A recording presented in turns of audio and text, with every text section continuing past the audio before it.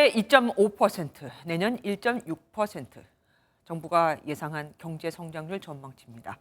잠재 성장률에도 못 미치는 1%대 저조한 성장 속에 취업자 증가 수도 올해 81만 명에서 10만 명으로 줄어들고 끝없이 치솟던 물가는 5%대에서 3%대 중반으로 다소 꺾일 것이라고 했지만 여전히 높을 것으로 본 거죠. 무엇보다 부동산 시장의 침체가 심각한데 내년엔 더 할 거라고 하죠.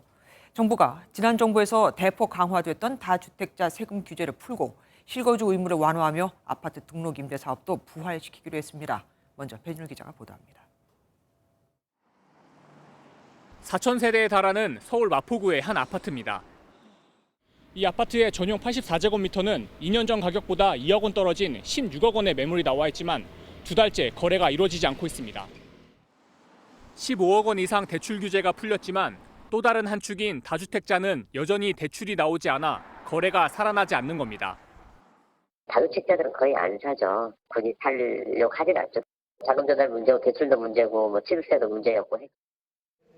부동산 시장이 경착륙 조짐을 보이자 정부가 다주택자에 대한 대출과 세금 등 규제 완화에 나섰습니다. 먼저 규제 지역에서 다주택자에게도 주택담보 인정 비율 LTV 30%까지 주택담보대출을 허용합니다. 문재인 정부에서 투기 세력으로 규정되며 다주택자 대출이 막힌 지 3년 만입니다. 다주택자 취득세 중과도 완화해 3주택자는 세율이 8%에서 4%로 4주택 이상과 법인은 12%에서 6%로 각각 낮아집니다.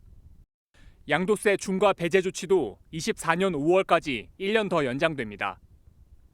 정부는 또 서울과 분당, 과천 등 4개 지역에 여전히 남아있는 규제 지역 지정도 연초에 일부 해제하기로 했습니다. 규제 지역을 연초에 추가 해제하고 민간 택지 분양가 상한제 적용 지역도 합리적으로 조정하겠습니다. 전용 85제곱미터 이하 아파트 임대사업자 제도도 부활되지만 취득가 9억 원 아래만 세제 혜택을 주기로 해 실효성 논란도 제기됩니다. MBN 뉴스 배준우입니다. 안녕하세요. 김주하입니다. 공정하고 신속한 MBN 뉴스, 유튜브를 통해서도 만나보실 수 있습니다. 특히 더 많은 뉴스와 라이브를 보고 싶으시다면 오른쪽을 눌러서 구독하시면 됩니다. 어렵지 않죠? 빠르고 정확한 뉴스로 계속 찾아뵙겠습니다. MBN 뉴스를 시청해주신 여러분 고맙습니다.